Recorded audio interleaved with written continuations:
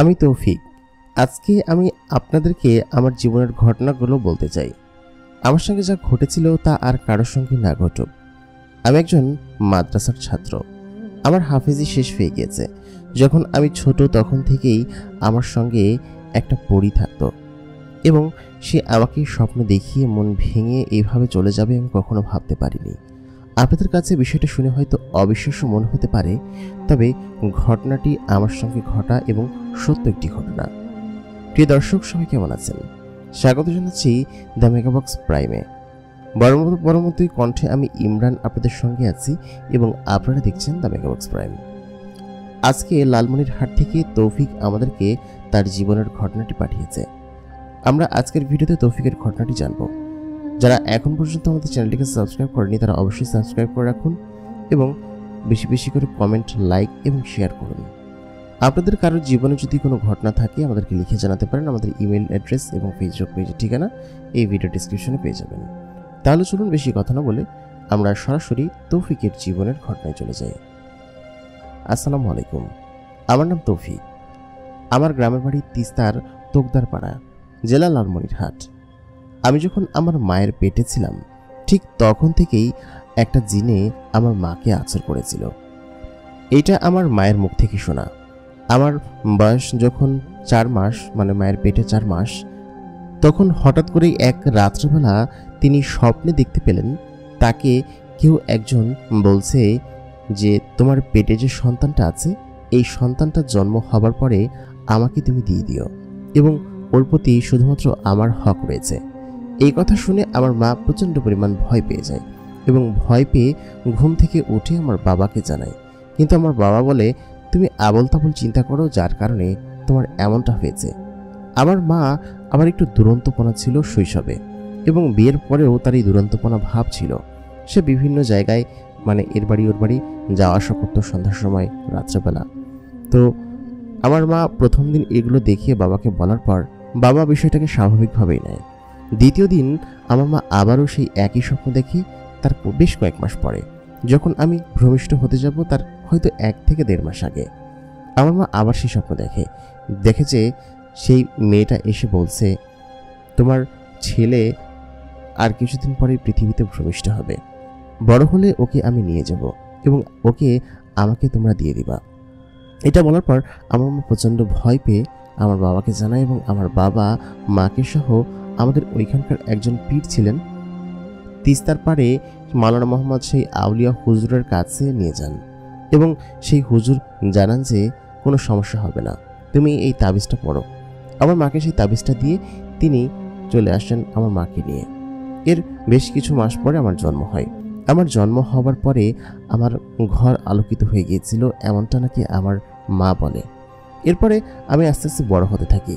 বেশ কয়েক বছর আমার কোনো সমস্যা হয়নি। আমার বয়স যখন 2 থেকে 3 বছর হবে, মানে আমি যখন হাঁটা শিখলাম, তখন থেকে আমি খুব দুরন্তপনা ছিলাম। আমার মা আমাকে কখনোই ঘরে আটকে রাখতে পারতো না। আমি দুষ্টুমি করে বেড়াতাম।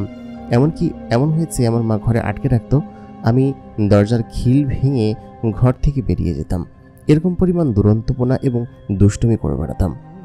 আমার মা আমাকে সবসময় নানানভাবে আটকানোর চেষ্টা করতো যেন আমি বাহিরে না যাই, কারণ আমার মায়ের মনে সেই ভয়টা সবসময় আছে যে আমাকে যে কেউ হয়তো নিয়ে যাবে। এরকম করে আমার সময় কাটতে লাগলো। আর ছোটোবেলায় গ্রামের ছেলে পেলে একটু দুষ্টু হয়। আমি দুষ্টুমি করে বেড়াতাম প্রচুর পরিমাণে, এখানে সেখানে বেড়াতাম। আমার বয়স আস্তে আস্তে বাড়তে লাগলো। যখন আস্তে আস্তে বয়স 4-5 বছর হলো, তখন হঠাৎ এক রাত্রেবেলার ঘটনা। আমি বিছানায় শুয়ে আছি, আমি শুনতে পেলাম যে কেউ আমাকে ডাকছে, মানে একদম ঘুমের মাঝখানে। তখন রাত বেশ হবে, আমি আমার মায়ের সঙ্গেই ঘুমিয়ে আছি। আমার কানে আমি একটি কণ্ঠ শুনতে পেলাম, আমার নাম ধরে কেউ একজন ডাকছে। আমি ঘুম ভেঙে আশেপাশে কাউকেই দেখতে পেলাম না। পরের দিন সকালবেলা আমার মাকে এই ঘটনা বলার পর আমার মা বিষয়টা বুঝতে পেরে সঙ্গে সঙ্গেই আমাকে পীর আউলিয়ার সেই আউলিয়া হুজুরের কাছে নিয়ে গেলেন এবং এই জন্য নিয়ে গেলেন যে আমি খুব দুরন্তপনা এবং দুষ্টুমি করি এবং পাশাপাশি ঘটনার জন্য। তারপর হুজুর দেখে বললেন সমস্যা নেই। তিনি আমাকে তাবিজ দিলেন এবং ফু দিলেন। এর বেশ কিছুদিন এরকম কোনো ঘটনা আমার সঙ্গে ঘটল না। রাত্রে সেই কণ্ঠ আমি শুনতাম না। তারপর হঠাৎ করে এক রাত্রেবেলা আমি শুনতে পাই আমাকে আবার আমার নাম ধরে ডাকছে। আমি পেছনে ফিরে তাকালাম। পেছনে ফিরে তাকানোর পর আমি দেখতে পেলাম সাদা রঙের ধবধবে একটা বিড়াল। তখন হারিকেনের আলো টিমটিম করে জ্বলছে। আমি সেই বিড়ালটাকে হারিকেনের আলোয় দেখতে পেলাম। বিড়ালটাকে দেখে আমি খানিকটা ভয় পেয়ে গেলাম। তারপর সেই বিড়ালটাই আমাকে বলে উঠল, তৌফিক, তুমি কেমন আছো? আমি ভয়ে মাকে জড়িয়ে ধরলাম, কিন্তু সেই বিড়ালটা আমাকে বলল, ভয় পেও না, আমি তোমার কোনো ক্ষতি করব না। তারপর হঠাৎ করে দেখলাম সেই বিড়ালটা একটা সুন্দরী মেয়েতে পরিণত হয়ে গেল। মেয়েটা আমার থেকে বেশ খানিকটা বড় হবে এবং তাকে দেখতে খুবই সুন্দর। ওই বয়সে এইসব বিষয় তো আমার মাথায় কিছু ঢুকতো না, বা প্রেম প্রীতির বিষয়গুলো। শুধু দেখলাম সুন্দরী একটা মেয়ে আমার সামনে দাঁড়িয়ে আছে। আমি তাকে বললাম, কে তুমি? মেয়েটি আমাকে বলল, আমার নাম মিথিলা। আমি বললাম, তুমি আমার নাম কিভাবে জানলে? ছোট বয়সে আমার মাথায় যা এসেছিল আমি তাই বলেছিলাম। মেয়েটি বলল, আমি রাতে প্রায় দেখতাম তুমি ঘোরাফেরা করো, সন্ধ্যার পরে দুষ্টুমি করে বেড়াও, আর তোমাকে আমি ছোটবেলা থেকেই চিনি, যার কারণে ছোটবেলা থেকে আমি তোমার সঙ্গে আছি, আর ছোটবেলা থেকেই আমি তোমার সব কিছু জানি। আমি বললাম, সত্যি? মেয়েটা বলল, হ্যাঁ, সব সত্যি বলছি। তারপর আমি বললাম কি যে, আমার খুব ঘুম পাচ্ছে, তুমি এখন চলে যাও, তোমার সঙ্গে পরে কথা বলবো এবং পরে খেলাধুলা করব। মেয়েটি বলল, আচ্ছা ঠিক আছে। আমি মেয়েটিকে যাওয়ার আগে বললাম, আচ্ছা তুমি কোথা থেকে এসেছো? মেয়েটি বলল, আকাশ থেকে। আমি বললাম, আমার সঙ্গে তুমি মজা করছো না তো? সে আমাকে পরবর্তীতে বলল, না, আমি তোমার সঙ্গে মজা করবো কিসের জন্য, আমি সত্যি কথাই বলছি। তারপর আমি বললাম, আচ্ছা ঠিক আছে, এবার তাহলে যাও, তুমি কালকে সকালবেলা এসো, তোমার সঙ্গে কালকে সকালে খেলাধুলা করবো, ঠিক আছে? এখন তুমি যাও, না হলে মা আমাকে বকবে। তারপর সে কোনো কথা না বলে আচ্ছা ভালো থেকো বলে ওইখান থেকে মুহূর্তের মধ্যে গায়েব হয়ে গেল আমার চোখের সামনে। আমি দেখে কিঞ্চিত বুকের মধ্যে বাড়ি দিয়ে উঠল। তারপর মাকে জড়িয়ে ধরে ঘুমিয়ে পড়লাম। ওই সময়টা ছিল শীতের রাত। আমি কম্বল মোড়া দিয়েই শুয়ে পড়েছিলাম। এর ঠিক পরের দিনের ঘটনা, আমি আমাদের বাড়ির পাশের ভিটায় বসেছিলাম, মানে আমার বন্ধুদের জন্য অপেক্ষা করছিলাম খেলাধুলা করার জন্য, কিন্তু আমার বন্ধুরা তখন আসছিল না। ঠিক আমি দেখতে পেলাম তখনই ভিটার ওই পাশ থেকে ওই মেয়েটা গুটি গুটি পায়ে এগিয়ে আসছে। মেয়েটার গায়ে খুব সুন্দর এবং মলিন পোশাক। আমি তো গ্রামের ছেলে ছিলাম, আর গ্রামের ছেলে থাকার জন্য আমাকে তো আর ওই সবসময় ময়লা পায়ে এবং এরকমভাবেই বেড়াতাম। মেয়েটাকে দেখে আমার মনে হচ্ছিল সে খুব বড়লোক ঘরের মেয়ে। সে আমার কাছে এগিয়ে আসলো। আমি তাকে বললাম, আচ্ছা তোমরা কি খুব বড় লোক? মেয়েটা বলল, এটা কেন বলছো? আমি বললাম, না, এই যে তোমার গায়ে এত দামি জামা কাপড়, তারপর অনেক সুন্দর জামা, আমার তো দেখো কি ময়লা জামা পরে আছি। তখন মেয়েটা বলল কি যে, তোমার কি নতুন জামা লাগবে? আমি কি তোমাকে এনে দিব? আমি বললাম, হ্যাঁ এনে দাও, আমার নতুন জামা, নতুন জুতা, নতুন প্যান্ট লাগবে, আর একটা চশমাও লাগবে। তো ওই বয়সে যা বুঝলাম আর কি। তারপর মেয়েটা ওইখান থেকে হঠাৎ করে গায়েব হয়ে গেল। আমি বললাম, মিথিলা তুমি কোথায় গেলে? কিন্তু মিথিলা কোনো কথার জবাব দিচ্ছিল না। খানিকক্ষণ বাদে মিথিলা একটা প্যাকেট আমার দিকে এগিয়ে দিল। সেই প্যাকেটের মধ্যে আমার মাপের বেশ সুন্দর দুটো জামা, প্যান্ট এবং জুতা রয়েছে, এবং সাথে সেই চশমাটাও রয়েছে, যেটা কিনা আমি ওকে বলেছিলাম। আমি সঙ্গে সঙ্গে সেই জিনিসগুলো পরে নিলাম। পরে মিথিলার হাত ধরে আমরা খেলতে চলে গেলাম। ও আমাকে হাত ধরে বাগানের ভেতরে নিয়ে গেল খেলার জন্য। আমি ওর সঙ্গে বাগানের ভেতর প্রায় 2 ঘন্টা যাবৎ খেলাধুলা করলাম। মিথিলা আমাকে বলল, তুমি কি যাবে আকাশে, আমি যেখান থেকে এসেছি? আমি বললাম কি যে, হ্যাঁ যাব, চলো। তারপর মিথিলা আমার হাত ধরে বলল কি যে, তুমি চোখ বন্ধ করো, না হলে কিন্তু তুমি যেতে পারবে না। তো আমার কাছে এই বিষয়গুলো খুব ইন্টারেস্টিং লাগছিল। আর তখন আমি যেহেতু ছোট ছিলাম, আমার খেলার সাথীও একজন হয়ে গিয়েছে, তাও আবার একজন মেয়ে মানুষ। যদিও ওই সময়টাতে এমন কিছু বুঝতাম না, তারপরেও সে আমার হাত ধরে সে আমাকে এমন একটা জায়গায় নিয়ে গেল, সেখানে আশেপাশে শুধুমাত্র ফুলের বাগান। আমার ওই বিষয়গুলো স্পষ্ট মনে আছে এই কারণে, কারণ এগুলো মনে রাখার মতোই ঘটনা, কারণ ছোটবেলা থেকে অনেক কিছুই আমি দেখেছি বা সাফার করেছি। তো সে আমাকে শুধুমাত্র ফুলের বাগান এবং এরকম একটা জায়গায় নিয়ে গেল। নিয়ে যাওয়ার পরে আমাকে কিছু ফল এবং মিষ্টি খেতে দিল, যে ফল এবং মিষ্টিগুলো খুবই সুস্বাদু এবং খুবই মিষ্টান্ন ছিল। আমি সেগুলো নিয়ে খেতে লাগলাম। এত মজাদার খাবার ছিল। খানিকক্ষণ বাদে সে আমাকে একটা মাংস খেতে দিল। সেই মাংসর স্বাদ ছিল ভিন্ন রকমের। আমরা মুরগির মাংস বা যে মাংসই খাই না কেন, সেই মাংস থেকে খানিকটা ভিন্ন। আমি তাকে বললাম, এটা কি মাংস, অনেক মজা তো। সে আমাকে বলল, হরিণের মাংস। আমাদের এখানে হরিণের মাংস খুব খাওয়া হয়, জঙ্গল থেকে হরিণ শিকার করে নিয়ে আসে। আর আমি আগেই বলেছি, মেয়েটা আমার থেকে অনেকটা বড় ছিল এবং আমার থেকে দেখতে বড় ছিল। তারপর সেই মেয়েটা আমাকে বলল, তৌফিক তুমি কি এখানে থাকবে আমার সাথে? আমি বললাম, না না, আমি এখানে থাকবো না, আমি এখানে থাকলে আমার মা আমাকে বকবে, আমি বাড়িতে যাব। তারপর সেই মেয়েটা বলল কি, আচ্ছা ঠিক আছে, তাহলে চলো তোমাকে বাড়িতে দিয়ে আসি। ও আমার সমস্ত কথা শুনতো, আমি যাই বলতাম তাই শুনতো। তারপর ওই মেয়েটা সেই আগের মতো করে আমাকে আমার বাড়ির পেছনে নামিয়ে দিয়ে আসলো। আমি বাড়িতে গিয়ে মাকে ডাক দিলাম। মা আমাকে ধরেই জড়িয়ে ধরেই কান্না শুরু করলো। তারপর মারধর শুরু করলো, বললো কিছু, তুই কই গেছিলি, এখন রাত কয়টা বাজে খেয়াল আছে? আমি সাধারণত এরকমই করে বেড়াতাম, সন্ধ্যার পরে অনেক জায়গায় টিভি দেখতে যেতাম, বাড়িতে ফিরতাম না। মা সমস্ত জায়গায় খুঁজেছে কিন্তু আমাকে কোথাও পাইনি। তারপর আমার মা আমাকে বললো কিছু, কোথায় গেছিলি? আমি মাকে সমস্ত ঘটনা খুলে বললাম যে এরকম এরকম ঘটনা, আর এরকম এরকম জায়গায় গিয়েছিলাম, ওই মেয়েটা আমাকে এরকম খাবার দিছে এবং এটা শুনে তো আমার মা প্রচণ্ড ভয়ে অজ্ঞান হয়ে যায়। আমার আব্বা তখনও বাইরে ছিল, আব্বা বাসায় এসে বিষয়টা দেখে বুঝতে পারে। তারপর ওই সময় হচ্ছে শীতকাল ছিল, তো শীতকাল থাকার জন্য ওই মেয়েটা আমাকে একটা সুন্দর কম্বল দিছিল আর কি, একটু শীতের কাপড় আর কি, যেহেতু শীতকাল ছিল। ওই সবগুলো জিনিস আমার মা দেখলো, বললো কিছু জিনিসগুলো কোত্থেকে পাইছিস? তা আমি বললাম কি যে ওই মেয়েটাই আমাকে দিছে। তো আমার মার বুঝতে আর বাকি রইল না, এটা হচ্ছে সেই জিন মেয়ে, সেই পরি মেয়েটা যে কিনা আমি গর্ভে থাকাকালীনই আমার সাথে আর কি সে আমার পিছু লেগেছিল এবং এখন পর্যন্ত সে আমার সঙ্গে আমাকে নিয়ে যাওয়ার জন্য, ইভেন আমাকে তো নিয়েই গেছিল, এরকম একটা অবস্থা। তো আমার মা দেখে বিষয়টা প্রচণ্ড পরিমাণ ভয় পেয়ে যায়। আমার মা আর একটু ওয়েট করে না। আর ওই সময় যেহেতু শীতের সময় ছিল, আমাদের ওইখানে ওই আউলিয়া হুজুরের মাহফিল হতো, উনি বিভিন্ন জায়গায় গিয়ে মাহফিল করতেন। তো ওরকমই ওই রাত্রেবেলায় তিনি আর দেরি করলেন না, আউলিয়া হুজুরের সেই বাড়িতে গেলেন। তিনি বুঝতে পারলেন যে আউলিয়া হুজুর বাড়িতে নেই, তিনি মাহফিলে গেছে এবং মাহফিল করার জন্য যেখানে গেছে আমার মা সেখানে নিয়ে গেলেন। সেখানে নিয়ে যাওয়ার পরে আমার হুজুরকে সমস্ত কিছু খুলে বললেন। হুজুর বললেন কি যে এই পরি মেয়েটা তোমার ছেলেকে হয়তো নিয়ে যাওয়ার জন্য আসেনি, তোমার ছেলের সঙ্গে খেলাধুলা করে, তোমার ছেলেকে সে পছন্দ করে সে জন্মের আগে থেকেই।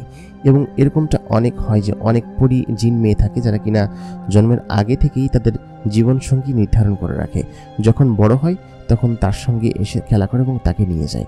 তবে তুমি চিন্তা করো না, তোমার ছেলেকে আমি ঝাড়ফুঁক করে দিচ্ছি এবং তাবিজ পরিয়ে দিচ্ছি, এতে করে তোমার ছেলে আগের থেকে সুস্থ হয়ে উঠবে এবং ওই জিন কখনো তোমার ছেলের আশেপাশে ভিড়তে পারবে না। আরেকটা কথা বলে রাখি, তোমার ছেলে তখন বড় হয়েছে, 5-6 বছর বয়স হয়েছে, এক কাজ করো, তুমি ওকে মাদ্রাসায় ভর্তি করিয়ে দাও। মাদ্রাসার শিক্ষা দীক্ষা থাকলে তখন আর ওই জিনরা কাছে আসতে পারবে না, আর ও যখন মাদ্রাসায় থাকবে তখন ওই পরিমেয়ে কখনোই তার কাছে আসতে পারবে না। তো এই কথা চিন্তা করে আমাকে ঝাড়ফুঁক তো করলেনই, সঙ্গে আমাকে হচ্ছে সেই তাবিজ পরিয়ে দিলেন। তো তাবিজ পরানোর পরে আমি বাড়িতে চলে আসলাম। তো 6-7 বছরের তৌফিক আমি এত কিছু তখন বুঝিও না, আমার মা কোথায় নিয়ে যাচ্ছে সেসব বিষয়ে আমার কোনো আইডিয়াও নেই। তো আমাকে তখন বাড়িতে নিয়ে আসলো। বাড়িতে আনার পর আমার মা আমাকে মাদ্রাসায় ভর্তি করিয়ে দেবেন বলে পরের দিন সকালে আমাকে আমাদের পাশেরই একটা মাদ্রাসায় নিয়ে গেলেন এবং সেখানে ভর্তি করিয়ে দিলেন। 1 সপ্তাহ পরে আমি মাদ্রাসায় চলে যাব। তো আমি দুরন্তপূর্ণ একটা ছেলে, এত দুষ্টুমি করে বেড়াই, হঠাৎ করে যদি আটকা পড়ে যায়, আমি অনেক কান্নাকাটি করতে লাগলাম যে আমি মাদ্রাসায় পড়বো না, মাদ্রাসায় ভর্তি হবো না। আমার মা তো বিষয়গুলো শুনবেন না, কারণ আমার আব্বাও চেয়েছিলেন যে আমি মাদ্রাসায় পড়ি। তো বড় হওয়ার জন্য অপেক্ষা করছিল, তবে আমার 6-7 বছর যেহেতু হয়ে গিয়েছিল তখন তিনি আমাকে মাদ্রাসায় ভর্তি করে দিলেন। আমি তখন কিন্তু ক্লাস 1-এ পড়তাম। তো ওই 1 থেকে ছাড়িয়ে দিয়ে তিনি আমাকে মাদ্রাসায় ভর্তি করিয়ে দিলেন। তো যেদিন মাদ্রাসায় যাব তার ঠিক আগের দিন রাত্রে সেই মেয়েটা আমার কাছে আবার আসলো। মেয়েটা আমার কাছে এসে বলল কি যে তৌফিক, আমি তোমার কাছে এসেছি তোমাকে একটা কথা বলতে। আমি তোমার সাথে এখন আর দেখা করব না, তোমার কাছে আর আমি আসবো না, তুমি বড় হও তারপর তোমার কাছে আসবো, বুঝছো? আসলে বিষয়টা তখন কি ছিল আমি বুঝতে পারিনি। মেয়েটা হয়তো আমার কাছাকাছি আসতে পারছিল না, কারণ হয়তো ওই তাবিজের কারণে সে আমার অনেক দূরে দাঁড়িয়ে কথা বলছিল। তো সে আমাকে বলল, তোমাকে আমি ওই সময় এসে সমস্ত কিছু বলবো, আমি এখন যাই, ঠিক আছে? আর হয়তো তোমার সঙ্গে আমার দেখা হবে না, তুমি বড় হও এবং আমাকে মনে রেখো, ভুলে যেও না। সেদিন রাতে সেই মেয়েটি আমাকে এই কথা বলে চলে গেল। তো আমি মেয়েটির সঙ্গে অনেক খেলাধুলা করতাম, অনেক জায়গায় গিয়েছি, আমার ওকে আসলেই ভালো লাগতো একজন খেলার সাথী হিসাবে। তো ও চলে যাওয়ার পরে আমার আসলে মন খারাপ হয়ে গেল এবং পরের দিন আমি মাদ্রাসায় চলে গেলাম। তো এরকম করে আমি মাদ্রাসায় পড়তে থাকলাম এবং মাদ্রাসা থেকে আমি আস্তে আস্তে আমার কোরআনগুলো খতম দিতে লাগলাম, হাফেজি শেষ করতে লাগলাম। তো এর মাঝখানে আমার আর এরকম কোনো ঘটনা ঘটেনি আমার সঙ্গে। আমার মাও এরকম কোনো ঘটনা শুনতে পায়নি, বাবাও শুনতে পায়নি। তো এইসব বিষয় শুনে আমার বাবা মা খুবই খুশি ছিলেন এবং তেনারা আমাকে নিয়ে সবসময় আমাকে প্রচুর আদর যত্ন করতেন এবং এই বিষয়গুলো নিয়ে তারা আসলে চিন্তাও করতেন না। এর মাঝখানে আবার একটা ঘটনা ঘটে। আমি যখন মাদ্রাসায় ছিলাম তখন 2016 সাল। তো আমার যে হুজুর ছিলেন, যে হুজুরের কাছে আমি পড়াশোনা করতাম, আসলে ওই আউলিয়া হুজুরের মাদ্রাসায় আমি পড়তাম। তো ওই আউলিয়া হুজুর 2016 সালে দুনিয়া থেকে আসলে বিদায় নেন। উনি বিদায় নেওয়ার পরে আমি আসলে খুবই কষ্ট পেয়েছিলাম, কারণ হুজুর আমাকে খুব বেশি আদর করতেন, ভালোবাসতেন। আর সবথেকে বড় কথা হচ্ছে হুজুর আমাদের সম্পর্কে আত্মীয় ছিলেন এবং আত্মীয় হওয়ার সুবাদে তিনি আমাকে সবসময় বেশি বেশি আদর করতেন। এমনকি হুজুর আমাদের বাড়িতেও আসতেন, আমরা তাদের বাড়িতে যেতাম। যেহেতু আত্মীয় হওয়ার কারণে তিনি আমাকে একটু অন্যরকমের সহাদর করতেন। তো যার কারণে হুজুর মারা যাওয়ার পরে আমার বেশ খানিকটা কষ্ট হয়। তো তারপরে আমি ওনার মাদ্রাসায় পড়াশোনা করতে শুরু করি এবং একে একে আমার সেই ছোটোবেলার ঘটনাগুলো মনে পড়তো মাঝে মধ্যে। ছোটোবেলায় কী কী হতো সেসব ঘটনা আমার খুবই মনে হতো এবং সবসময় আমি শুধু সেই মেয়েটার কথা চিন্তা করতাম, মিথিলা পরীর কথা চিন্তা করতাম। আর আমি এটা জানতামও না যে সে আসলে একটা পরী ছিল এবং একটা জিনের মেয়ে ছিল। সেই সব ওই ছোটোবেলার সময় আমি জানতাম না। তো বড় হওয়ার পরে আমার বয়স যখন হচ্ছে গিয়ে একটু বাড়ে এবং আমি মাদ্রাসার পড়াশোনা শেষ করি, হাফেজি শেষ করি এবং শেষ করার পরে আমার বয়স তখন 16 কি 17 হবে। বেশি দিন আগের ঘটনা না, এই এক বছর আগের ঘটনা। আমার বয়স এখন 18-19 হবে। 1 থেকে 1.5 বছর আগের ঘটনা, 2023 সালের ঘটনা। তো আমি মাদ্রাসার পড়া শেষ করি এবং হাফেজ হয়ে যাই। হাফেজ হওয়ার পরে আমি আসলে ওই মাদ্রাসা থেকে এক রাতের বেলা বাড়িতে ফিরছিলাম। তো আমার সাধারণত মাদ্রাসা আমার তেমন কাজ থাকতো না, আর যেহেতু আমার হাফেজি শেষ হয়ে গিয়েছিল, পরবর্তী পড়াশোনা ওই আউলিয়া হুজুরের মাদ্রাসায় পড়তাম এবং আমি ওইখানে অনেক সময় দেখা যেত কিছু অন্যান্য স্টুডেন্টকে পড়াতাম। তো ওই দিন রাত্রেবেলা আমার মাদ্রাসা থেকে ফিরতে দেরি হয়ে গেছিলো। ফেরার পথে ঠিক সন্ধ্যা 8টা 8:30 হবে তখন, সন্ধ্যা না রাত। বাসায় এসে হচ্ছে আমি ঈশার নামাজ পড়বো, আমি খুব দ্রুত পা চালাচ্ছিলাম। তো হঠাৎ করেই আমি পেছন থেকে সেই ডাকটা শুনতে পেলাম, যে ডাকটা আমি এর আগে ছোটোবেলায় শুনেছিলাম, আমার কাছে পরিচিত মনে হলো। আর একটা বিষয়, ছোটোবেলার মেমোরিজগুলো অনেকে হয়তো ভোলে না আর কি। তো আমি পেছনে যখন শুনতে পেলাম যে একটা মেয়ে কণ্ঠ আমাকে ডেকে উঠলো যে তৌফিক। তো আমি পেছন দিকে ঘুরে তাকালাম। আমি আসলে তখন কাউকেই দেখতে পেলাম না, আমি উপরের দিকে তাকিয়েছিলাম। তো তখন দেখতে পেলাম আমার থেকে 3-4 হাত দূরে একটা সাদা বিড়াল দাঁড়িয়ে আছে এবং সেই বিড়ালটাই আমাকে নাম ধরে ডাকছে তৌফিক। তো আমি আবার যখন সামনের দিকে ঘুরলাম, আমি বললাম কি আমাকে নাম ধরে ডাকছে। আর আমি বিড়ালটাকে দেখলাম, আমার আসলে তখন কোনো বিরূপ প্রতিক্রিয়া হলো না। আমাকে পেছন থেকে আবার ডাক দিল। আমি পেছনে ঘুরে তাকিয়েই হতভম্ব হয়ে গেলাম। আর তখন তো আমার যৌবন বয়স, 17-18 বছর বয়স তখন আমার। তো আমি পেছনে তাকিয়ে একটা সুন্দরী মেয়েকে দেখে আমার আসলে চোখ ছানা বড়া হয়ে গেল। এত রাত্রেবেলা এই রাস্তায় এরকম সুন্দরী মেয়েটা কি করছে। তো সেই মেয়েটার গায়ে হলুদ রঙের এক ধরনের জামা পরা ছিল এবং সেই জামার ধরনগুলো আলাদা। তো আমার চিনতে একটু কষ্ট হইল না যে এটা সেই মেয়ে যার সঙ্গে কিনা আমি ছোটোবেলায় খেলাধুলা করতাম এবং এটা সেই মেয়েটাই যে কিনা আমাকে বলেছিল আমি বড় হলে আসবো। তাহলে কি আমি বড় হয়ে গিয়েছি? আসলেই তো আমার বয়স তখন 17-18 বছর হয়ে গিয়েছে, আমি তখন আগের মতো নেই। তো সেই মেয়েটা আমার কাছে আসলো এবং বলল, তৌফিক তুমি কেমন আছো, আমাকে কি চিনতে পেরেছো? এবং তখনও কিন্তু আমি সেই তাবিজগুলো, আমার আউলিয়া হুজুর যে তাবিজগুলো দিয়েছিল সেই তাবিজগুলো কিন্তু আমি পড়ি না, আমি তো খুলে কোথাও রেখে দিয়েছিলাম, কারণ এইসব জিনিসের তো দরকার নেই আমার। আর কিসের জন্য ছোটোবেলায় এই তাবিজগুলো দিয়েছিল সেসব বিষয় আমি জানি না, শুধু তাবিজ পড়বো কিসের জন্য। আর মা এইসব বিষয় কিন্তু জানে না। তো সেই মেয়েটা আমাকে বললো কিছু, তুমি ভালো আছো? তো আমি বললাম জি ভালো আছি। তোমাকে মনে হয় আমি চিনি, আমার ছোটোবেলায় তোমাকে দেখেছিলাম, তোমার নাম যেন কি আমার মনে আসছে না। তখন সেই মেয়েটা বলল আমার নাম মিথিলা। আমি তখন বললাম হ্যাঁ মনে পড়েছে, এত বছর পরে আসলে। সেই ছোটোবেলায় তুমি আমাকে নিয়ে কত জায়গায় ঘুরতে যেতে, খেলাধুলা করতে যেতে। তুমি যাওয়ার পরে তোমার কথা আমার অনেক মনে পড়েছে, তোমাকে অনেক মিস করেছি আমি। মেয়েটা তখন বলল সত্যি আমাকে অনেক মিস করেছো, অনেক অনেক অনেক আমার কথা মনে করেছো? আমি বললাম হ্যাঁ। তুমি কেমন আছো? মিথিলা আমাকে বলল আমি ভালো আছি, তুমি কেমন আছো তৌফিক? আমি তখন বললাম আমি ভালো আছি আলহামদুলিল্লাহ, আর আমি মাদ্রাসার পড়াশোনা শেষ করে ফেলেছি, এই তো কিছুদিন আগে আমি হাফেজ হয়েছি। তারপর সেই মেয়েটা বলল, মেয়েটা বলল কি যে হ্যাঁ তা ঠিক আছে, ভালো করেছো, তবে তুমি কি আমাকে চেনো, আমি কে সেটা জানো? আমি তখন বললাম না সেটা জানি না, তবে তোমাকে যেহেতু আমার পরিচিত সেহেতু আমার এত কিছু দেখার দরকার নেই, আর তুমি আসলে খুবই সুন্দরী। মেয়েটা তখন বলল, আমার সম্পর্কে তোমার সম্পূর্ণ জানা উচিত। ছোটবেলায় তোমাকে আমি বলেছিলাম আমি আকাশ থেকে এসেছি, আসলে কিন্তু আমি আকাশ থেকে এসেছি, সেটা কি তুমি জানো? আমি একটা জিনের মেয়ে, আমার নাম হচ্ছে পরী মিথিলা। এই কথা শুনে আমি খানিকটা কিঞ্চিত অবাক হলাম। আর অবাক হওয়ার মতো কিছু নেই, যেহেতু ও ছোটবেলায় আমাকে বলেছিল আকাশ থেকে এসেছে, আর ছোটবেলার আমার সেই ঘটনা মনে আছে এখনও। তার মানে ও সত্যি সত্যিই কোনো জিনের মেয়ে এবং একটা পরী হবে। আমি বললাম, সেটা তো আমি বুঝতে পেরেছি, এবং আমার মাও আমাকে অনেক সময় বলেছে যে কখনো কাউকে যদি এরকমভাবে দেখিস তাহলে তার সঙ্গে কথা বলবি না। তখন সেই মিথিলা পরী মেয়েটা বললো কি যে, এটা বলেছি কেন? আমি বললাম, আমি জানি না, তবে তোমাকে আমার খুবই ভালো লাগে, সেই ছোটবেলা থেকেই তোমাকে আমি খুব মিস করি। তারপর মিথিলা বলল কি যে, তোমাকে আমি তোমার জন্মের আগে থেকেই পছন্দ করি, এবং তোমার জন্মের পর থেকেই আমি তোমাকে দেখে আসছি, তুমি জানো? তখন আমি মিথিলাকে বললাম, মাঝখানে তুমি কোথায় চলে গিয়েছিলে? তোমাকে যে আমি কত অনুভব করি তুমি সেটা জানো? মিথিলা আমাকে বলল, মাঝখানে আমি তোমার কাছে চাইলেও আসতে পারতাম না, আর তোমার বড় হওয়ার জন্য আমি অপেক্ষা করছিলাম, কবে তুমি বড় হও। তারপর মিথিলা আমাকে বলল, তুমি এখন চলে যাও, তোমার সঙ্গে আমি পরে দেখা করব, ঠিক আছে? আমাকে এখন যেতে হবে। আমি বললাম, পরে কখন আসবে? মিথিলা এই কথা না বলেই সে এখান থেকে গায়েব হয়ে গেল। আর মিথিলা যে একটা জিন পড়ি সেটা আমি তখনও বুঝতে পেরেছিলাম, এবং আগেও জানতাম। আমার মনে হতো যে মিথিলা কখন আসবে, কারণ ওর সঙ্গে আমার অন্যরকম একটা ঘনিষ্ঠতা ছিল। আমি ওদিন বাড়িতে চলে গেলাম। বাড়িতে গিয়ে কেন যেন আমার কিছুই ভালো লাগছিল না, কারণ আমার তখন পড়াশোনা ছিল না, কিছুদিন আগে আমি হাফেজি শেষ করেছি। তো আমার বাড়িতে গিয়ে কেন যেন খুবই খারাপ লাগতো। সবসময় মিথিলার কথা মনে হতো, ওর চেহারা আমার চোখে ভাসতো। আমার মনে হতো কখন যে মিথিলা আসবে। তো এরকম করে 2 দিন সময় কেটে গেল, আর মিথিলা যে ওইখানেই আসছে সেটা আমি জানতাম না। তো আমি ভাবলাম যে হয়তো ওখানে গেলেই আসবে, আমি ওইখানে গিয়ে দাঁড়িয়ে থাকতাম, কিন্তু মিথিলা আসতো না। তো যেহেতু আমি একা একাই ঘুমাতাম বাড়িতে, তো আমার রুমে ওই দিনকে আমি একাই ঘুমাচ্ছিলাম, এবং ওই দিন ছিল শুক্রবারের রাত। আমি নামাজ টামাজ পড়ে রাত্রেবেলা এসে ঘুমাইলাম। তো ঘুমানোর পরে রাত তখন 12:30 হবে, আমি আমার রুমের ভেতরে একটা চমকানো আলো দেখতে পেলাম, এবং সেই বিড়ালের মতো একটা শব্দ শুনতে পেলাম। তো খানিকক্ষণ বাদে আমি দেখতে পেলাম আমার থেকে 3-4 হাত দূরে মিথিলা দাঁড়িয়ে আছে। তো আমি মিথিলাকে দেখে সঙ্গে সঙ্গে উঠে পড়লাম। উঠে আমি বললাম কি যে, তুমি এসেছো, তোমার জন্য আমি কতক্ষণ ধরে অপেক্ষা করে আছি জানো?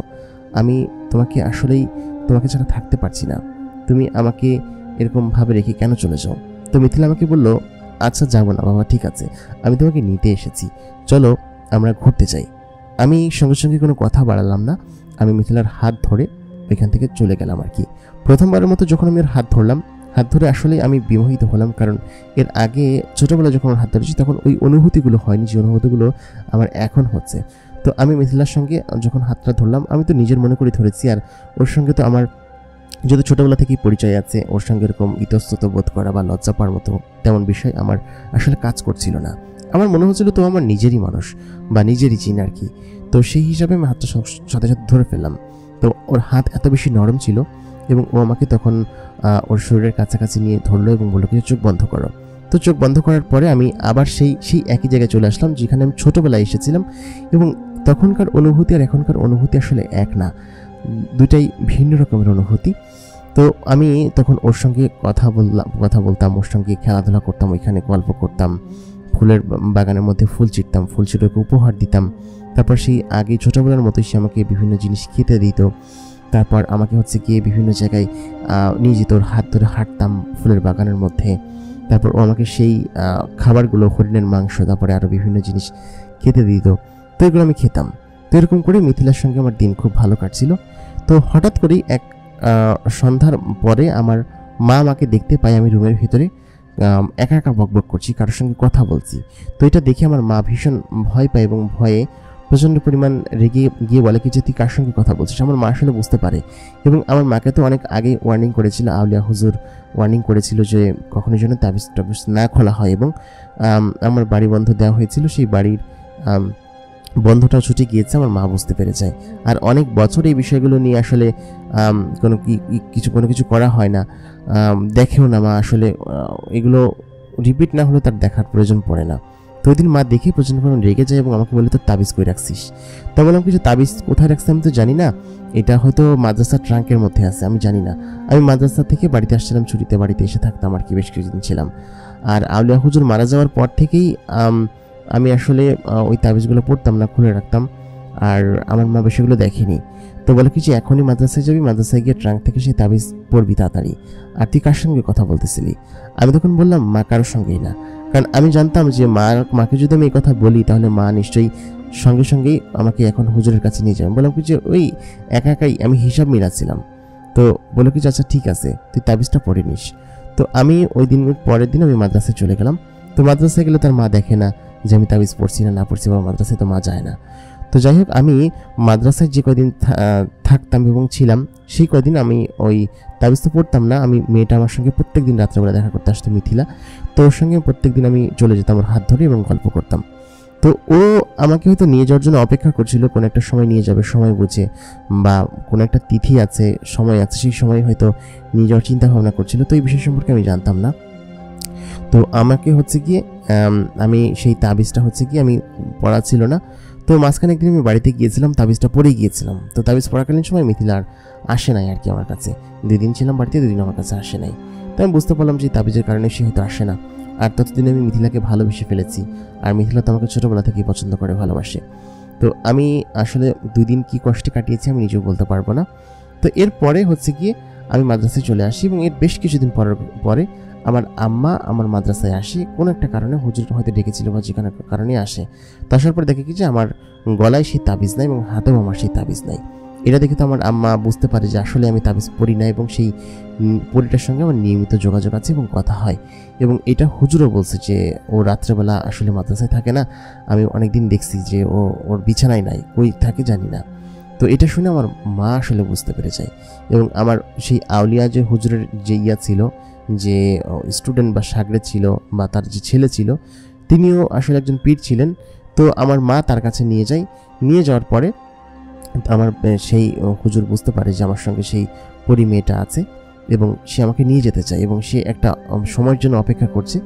আমার বয়স 18 বছর হওয়ার জন্য অপেক্ষা করছে, এবং আমার বয়স তখন 18 বছর হয়নি। এবং ওই পূর্ণিমা তিথিতে সে আমাকে নিয়ে যাবে, একদম ফুল পূর্ণিমা হলে সে নাকি আমাকে তাদের দেশে নিয়ে যেতে পারবে, তার দেশে নিয়ে যাওয়ার একটা নিয়ম আছে। তো সে অপেক্ষা করছে। তো আমার এই কথা শোনার পরে আমি তো তার সঙ্গে চলে যেতেই চাই, কারণ তাকে আমি ভালোবাসি, তাকে পছন্দ করি, তার সঙ্গে আমি যাবো না। তো সে আমাকে ওই দিন আমার সেই হুজুরটা আমাকে ওই দিন রাত্রেবেলা হচ্ছে তাবিজ দেয়, এবং আমাকে বন্ধ করে আর কি, আমার শরীর বন্ধ করে, যেন ওই পরিটা কোনোভাবেই আমার কাছে আসতে না পারে। তো যাই হোক, ওই রাত্রেবেলা ওরা চলে যায়। তো আমি তো আর বন্ধ করতে পারতেছি না। আমি তাবিজ খুলতে পারলাম, সমস্যা নাই, কিন্তু আমার শরীর যে বন্ধ দিল সেটা তো আমি আর বন্ধ করতে পারতেছি না। তো আমার খুবই খারাপ লাগতে শুরু করলো।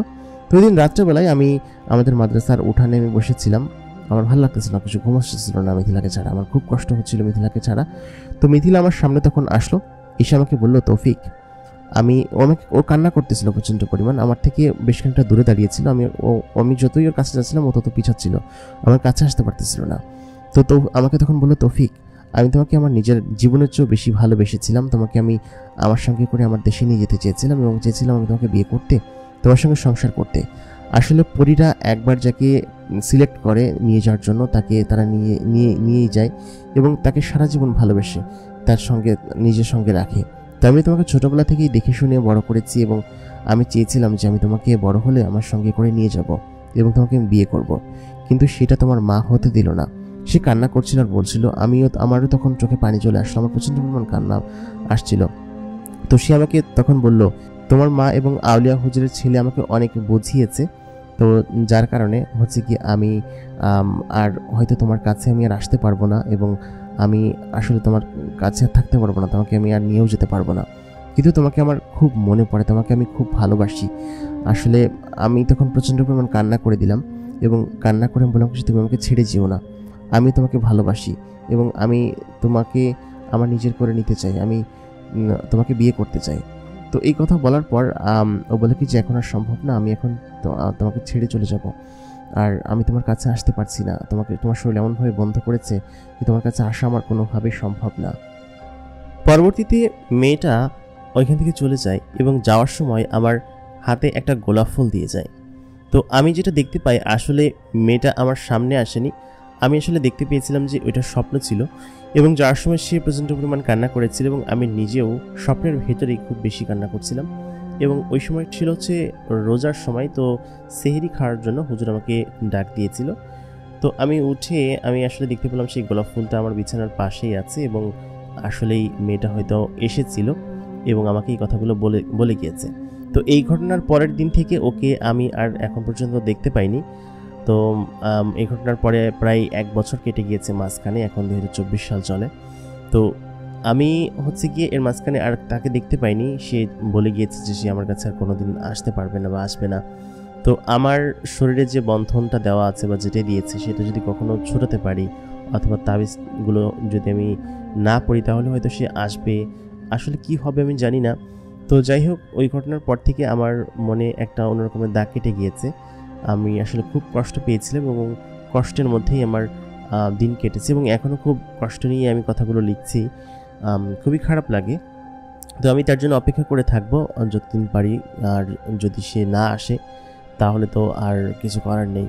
তো যাই হোক, আমি আমার নিজের স্বপ্ন পূরণ করতে চাই। আমিও আউলিয়া হুজুরের মতো বড় একজন পীর হতে চাই। আমার হাফিজি শেষ হয়েছে এবং হাফিজের পরবর্তী পড়াশোনা আমি করছি এবং এরপরে যা যা করা লাগে আমি বড় একজন আলেম হতে চাই। সব আমার জন্য দোয়া করবেন। এবং এই ঘটনার পর থেকে আমি আসলে অনেকদিন পর্যন্ত স্থির থাকতে পারিনি।